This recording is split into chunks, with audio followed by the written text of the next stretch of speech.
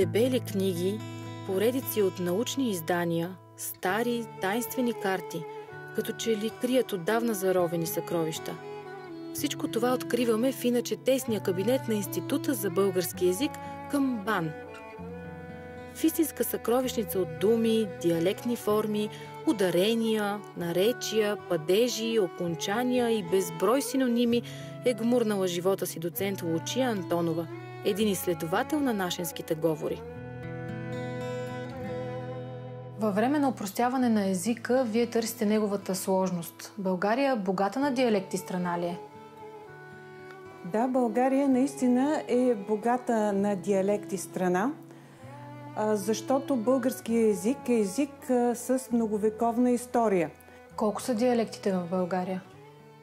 В нашата карта на диалектната делитба на българския език, грубо казано, може да се очертаят около 40 диалектни системи, но разбира се, това зависи от критерия, по който диалектите се делят.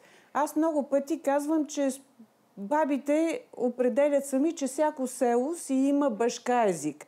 В зависимост от критериите, по които провеждаме диалектното деление, ние може да ги разделим на две големи групи, западни и източни. После двете големи групи на по-малки групи и след това на още подгрупи, на още подгрупи. Башка език си има всяко село, защото България е планинска страна и има много отдалечени от големите градове местности, а това е основната предпоставка за запазване на различността на говора. Подобно на нашето богатство, имат най-вече Словения, Германия и Италия. На страницата на Института за български език учените развиват интерактивна карта на диалектите, която разкрива това съкровище.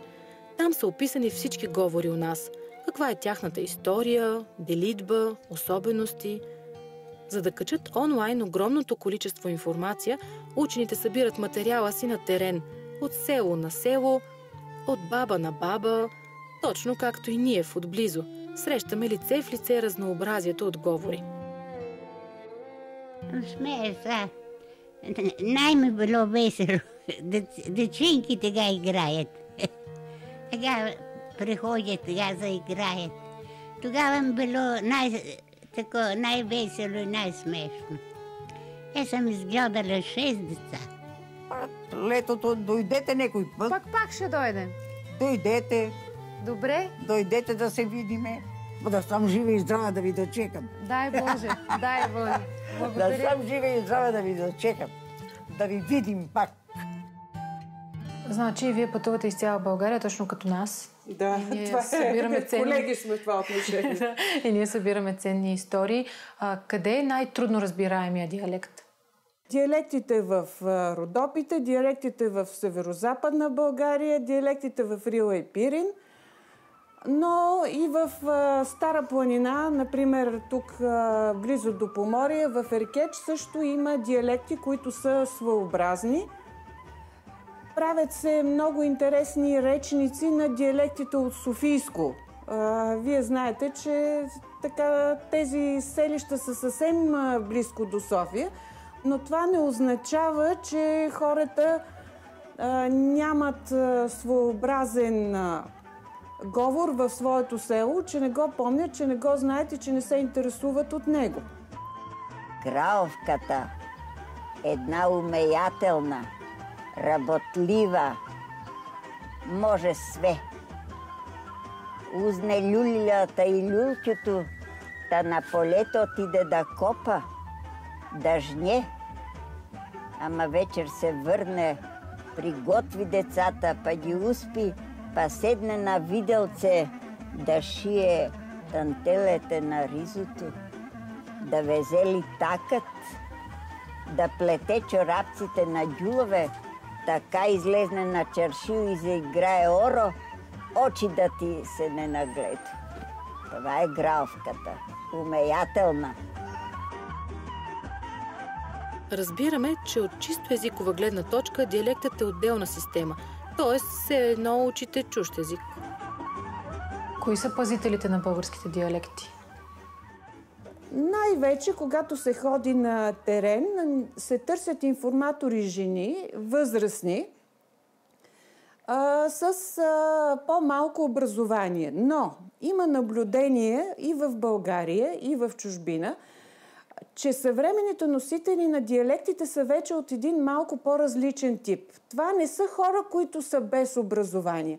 Това са хора, които имат образование, знаят отлично книжовния език, но същевременно съзнават стойността на своя роден диалект като част от това, което ги определя като личности, като част от тяхното своеобразие. И тези хора стават нещо като билингви, като двуезични говорители.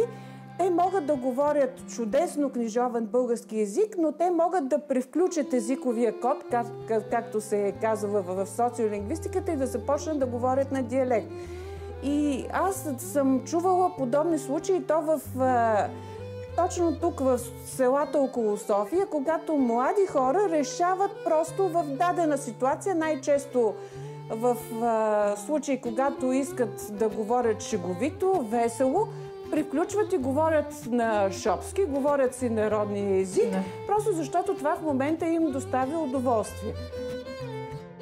Имало двоица биошеглевци. Влада Тремпето и Кодин Шилето.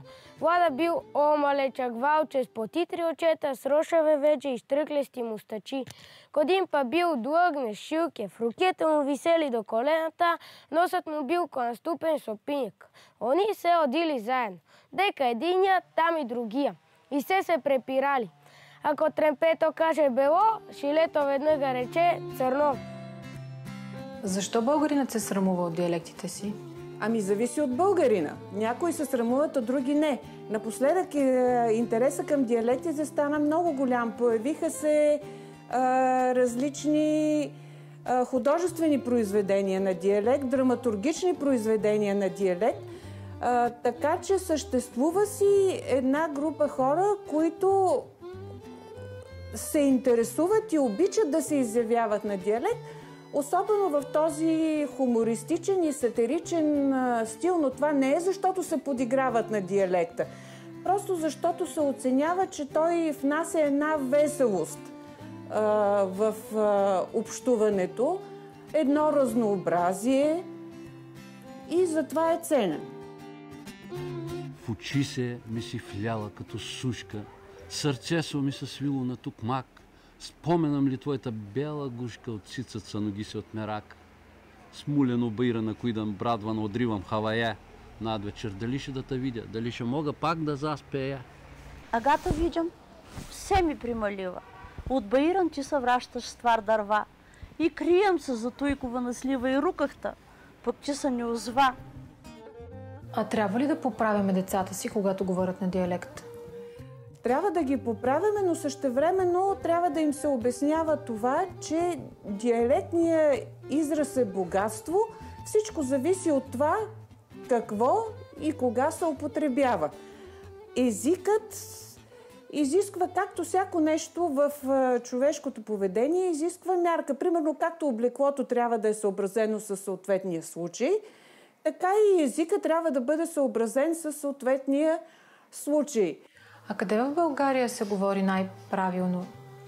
Известно е, че българският език се опира най-вече на източните български говори от района на Стара планина, там откъдето произлизат нашите най-големи книжовници, но пък и много особености на югозападните говори, на диалектите от Разложко също са влезли в книжовния език. Например, източно-българската редукция, стесняването на широките гласни в тесни, не е прието в книжовната норма. Така че българската книжовна норма някак си обединява българския народ. Това е била и целта на книжовниците през Възраждането, да обединяват народа, а не да създават някакви такива елитни части и елитни норми, които да пречат за неговото обединение. Самите ние продължаваме да разглеждаме безкрайните карти на Института за български език и научаваме още и още. Например, че пирон е пирон в източна България, но е гос в Шуменско, клин на запад, ексер в Видинско, шайка в Южна България и дори кърфица или кърфия, близо до гръцката граница. И сме щастливи. Ще го бъде българския диалект. Ще продължаваме и ние да го събираме и опазваме. Той е като жив организъм. Развива се, бърка се, боледува, но все пак оцелява.